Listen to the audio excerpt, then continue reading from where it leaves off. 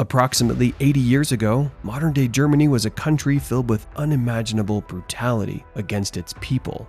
But how did a nation once known for its discipline and loyalty turn against its own people? Welcome to Before Now, where we explore the untold historic moments. The Holocaust and Adolf Hitler are two of the most extensively discussed topics in modern history. Although many people are aware of the horrific atrocities committed by Adolf Hitler and his regime against their own people, the details are not common knowledge. Adolf Hitler and his Nazi party pushed Germany to the forefront of world power in the 1930s. However, the initial widespread support for his regime began to decline, as thousands of Germans were soon faced with the horrors of the very government they had once championed. As World War II raged, Adolf Hitler's agitation grew, and the definition of loyalty became twisted. Citizens who took pride in serving their nation found themselves suddenly tagged as traitors by their government. The Gestapo, the Nazis' secret police, was employed to ruthlessly root out suspected traitors, capable of ruining the Reich's efforts. Military personnel, civilians, and entire families were caught in their deadly web. The punishment for disloyalty was brutal. Executions were rampant thanks to the regime's paranoia, and even the slightest whiff of dissent was met with deadly consequences. Officers were shot for retreating from the battlefield or for even questioning the Nazi ideology. Civilians were not left out. Anyone who dared to speak out or attempted to escape the horrible war experience faced a swift and brutal response. One such instance is the White Rose. The White Rose was a group of Munich University students and professors who believed the Nazis were wrong for their crimes against the Jews, as well as other violations of human rights. So, this group of brave individuals began fighting the Nazis in a silent protest by distributing anti-Nazi leaflets. This act did not sit well with the Nazi government, and the White Rose resistance ended in execution. In desperation to end the war with Germany on the losing end, a group of high-ranking officers led by Klaus von Stauffenberg attempted to assassinate Hitler and overthrow the Nazi government. They believed Hitler's continued leadership was leading Germany towards inevitable and catastrophic defeat. Some others were deeply opposed to the Nazi regime and its atrocities, including the Holocaust. They saw Hitler as the root cause of this evil and believed that his removal was necessary to restore Germany's honor and morality. However, their plot to assassinate Adolf Hitler failed, and thousands were executed, including von Stauffenberg in his stead. In addition to the targeted attacks on military personnel, political dissidents, and civilians, the Nazi regime embarked on a systematic elimination campaign against specific groups within German society. These groups of people were deemed undesirable or unworthy of life. The regime targeted individuals with mental and physical disabilities, with hundreds subjected to forced euthanasia. The initial methods included starvation, lethal injections, and overdoses of medication. Later, the Nazis used gas chambers to kill large numbers of people more efficiently. Seeing how successful the program was in getting rid of undesirables, Hitler ordered all doctors to report all cases of deformed newborn infants to the authorities. This order was later extended to include children, teenagers, and adults. The program was initially kept secret from the public, but eventually, public pressure and resistance from some medical professionals led to its temporary suspension in 1941. However, the killings continued secretly, and at least 5,200 infants were eventually killed through this program, with the death toll of disabled individuals climbing to over 200,000. The thirst to cleanse Germany from undesirables didn't end there. Homosexuality was considered a crime. Suspected homosexuals were arrested, tortured during interrogation, and subjected to forced castration or sterilization. Jehovah's Witnesses were persecuted for their refusal to swear allegiance to the Nazi state. Even the Romani people were not left out, as they were considered racially inferior and were subjected to forced sterilization and mass murder. These acts were motivated by the Nazi idea of racial purity and the creation of a master race. They were seen as a means to rid society of perceived burdens or imperfect humans, while protecting the purity of the Aryan race. To the Nazis, the Aryan race was supposedly a superior group of people. The term Aryan stems from a flawed and racist perspective. used to justify the persecution and genocide of Jews, Romani people, and other groups deemed undesirable. To further comprehend Adolf Hitler, his Nazi regime, and their atrocities, we need to examine the internal mechanisms that enabled the regime's reign of terror. While expert analysis reveals that the Nazi regime's policies and ideology were rooted in a twisted worldview that focused on racial purity and the superiority of the Aryan race, promoting the idea was an issue.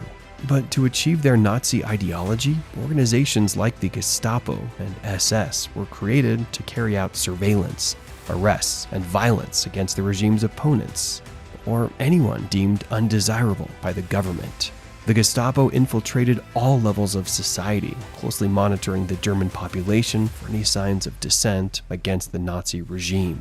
They had the authority to wiretap phone calls, intercept mail, and embed spies within various social circles. If suspected of treason against the government, individuals were then arrested and subjected to interrogation that often included torture to gain information or confessions. The SS, or Schutzstaffel, carried out mass executions. They were also tasked with overseeing forced labor and other horrible atrocities. The SS started as Hitler's bodyguards until he saw more potential in them becoming one of the most powerful and feared organizations within the Nazi regime. They played a crucial role in numerous war crimes, including the Holocaust, carrying out mass executions of Jews, Roma people, and other targeted groups. Other organizations such as the SA and the Hitler's Youth were also instrumental in promoting Nazi ideology and suppressing dissent. Before we continue, take a moment to like this video, subscribe to Before Now, and tap the notification bell to stay updated on more historical events from Before Now. SA, or Sturmabteilung, also known as the Brown Shirts, were an early paramilitary wing of the Nazi Party. Their primary role was to eliminate potential opposition and intimidate opponents of the Nazi regime. The Hitler Youth, on the other hand, was specifically tasked with indoctrinating young people with Nazi ideology, promoting racial superiority and obedience to the regime. The Nazis' obsession with racial purity and militarism created a culture of fear, erasing pre-Nazi traditions and silencing dissent through ruthless suppression. Art, literature, and media were strictly controlled, further instilling the regime's ideology in the nation. Artists, writers, and intellectuals were given the choice to either conform to the regime's ideals or face persecution. The regime's propaganda machine was also used to promote a cult of personality around Hitler, creating a sense of flawlessness and invincibility. By elevating Hitler to a godlike status, the regime could easily portray any form of resistance or disagreement as a betrayal of the German people and their beloved Führer, Hitler. As the war raged on and Germany's defeat became imminent, the regime's treatment of its people grew even more intense. The desperation to maintain control and power led to a mounting increase in punishment and terror. Decrees were enacted to advance the Nazi agenda, including the Nacht- und Nebel-Erlass, meaning the Night and Fog Decree. The Night and Fog Decree, a secret order issued by Adolf Hitler in 1941, was mainly to suppress resistance and imbibe fear in occupied territories. It gave the Gestapo the authority to arrest any individual suspected of anti-Nazi activities. These arrests often occurred, as the name implies, at night, usually without warrants.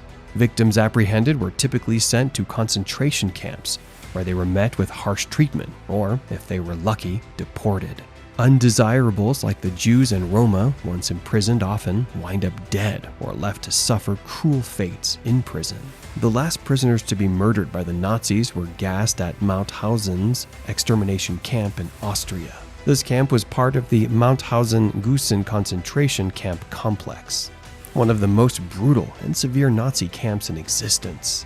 It is estimated that around 190,000 prisoners passed through this camp system between 1938 and 1945, with over 90,000 dying from starvation, disease, exhaustion, or execution. Mauthausen was liberated by American troops on May 5, 1945. The horrific conditions they found there shocked even battle-hardened soldiers. Hundreds of emaciated bodies lay strewn across the campgrounds, while survivors huddled together, barely alive. Despite their dire state, many still attempted to cheer as their liberators arrived. Although Nazi Germany was finally defeated in 1945, Europe was left devastated in the wake of the war, with millions dead and entire cities reduced to rubble. The Allied forces began liberating prisoners across all concentration camps. The sight they met within these camps was pathetic. Evidence of the Nazis' brutality was beyond imagination. Prisoners were emaciated, barely clinging to life, having endured years of torture, starvation, and forced labor under the Nazi regime. Even as this marked a close to one of the darkest chapters in human history, thousands of former concentration camp inmates died in the months after liberation, too weakened by their brutal captivity to survive. Millions of displaced individuals were without homes, and the Allied forces were tasked with finding homes for every one of them.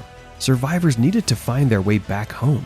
However, with their homes reduced to rubble and their loved ones dead, finding homes proved difficult. While the end of World War II symbolized a hard-won victory against Nazi Germany and the horrors inflicted by the regime, it was also a somber reminder of the immense human cost of war. Although present-day Germany doesn't reflect the horrors of the past, the fight against prejudice and discrimination continues today.